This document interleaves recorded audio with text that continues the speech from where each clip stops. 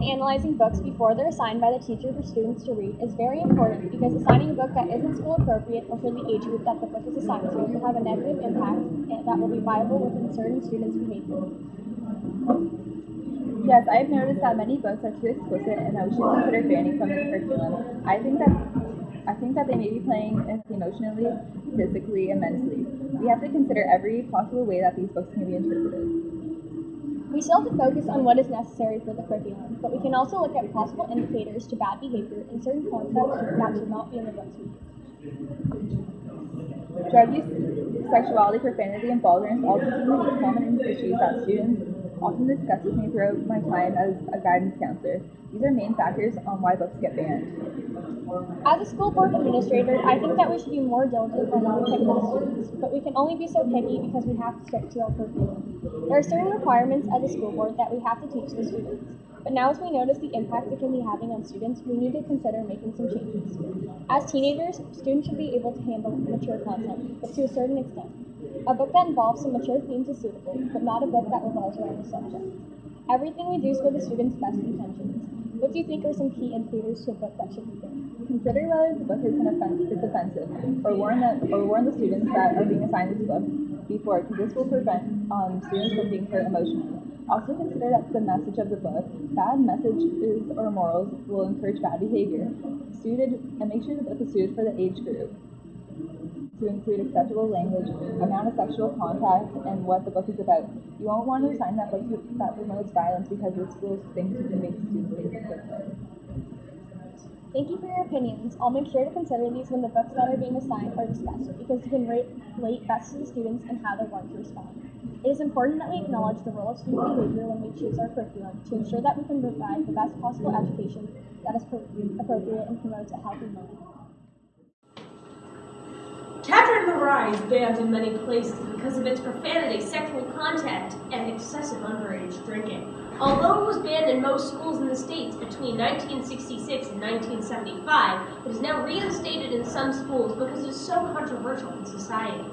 It is controversial because Holden has a very uncensored way of speaking, which speaks to the teenage mind. The profanity in Holden's vocabulary is not what turns most schools off to this book, but it's the sexual content, with the prostitution and premarital sex included in the book. Many schools ban this book from their reading list because it sends the wrong message. Many people also claim the book spreads opinions of homosexuality and perversion that don't stick to the status quo. Some parents in a small Washington town say that the book is part of a communist plot. People also with the book ban include Holden Caulfield's lack of faith in God, which plays on the theme that Holden not liking it when people ask him if he's Catholic or not, because it sends a conversation to downward spiral if the answer is no. And in other news, the book was also banned for a string of murders attached to it. It's generally a murder's handbook because Holden, Catcher's main character, relates to those who are delusional or looking for something to pinpoint their crimes on. This book seems to push disturbed individuals to the edge with the whole concept of phonies and eliminating them from the world. For these Salinger's original intentions, we'll never know. This book has been found in relations to many assassins and murders, such as John Lennon's, where the killer was found reading the novel calmly after the deed was done. Also with the assassination of JFK, where the assassin was suspected to have been particularly fond of the book, although it is much disputed.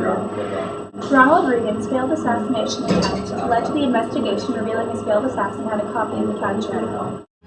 Robert John Bardot was the convicted murderer of Rebecca Strafer, a popular film actress whose life was taken at age 21. Bardot grew delusionally obsessed with Schaefer after she signed a fan letter with the words love. Thinking this sign of affection was reciprocal, he set out on a journey to save her. While failing to locate her, he hired a private detective and successfully located her apartment.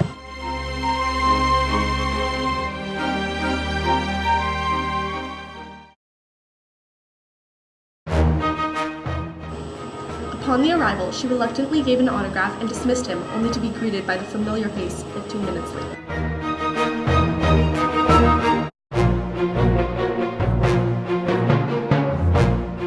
Proclaiming he was there to save her, Bardot pulled out a firearm and proceeded to shoot her fatally in the chest.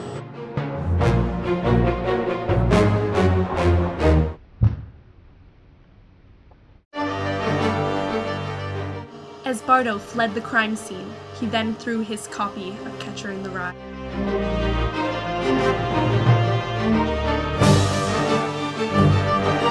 Out of fear for repetition and association of these past events with this book, it has been banned across many school boards.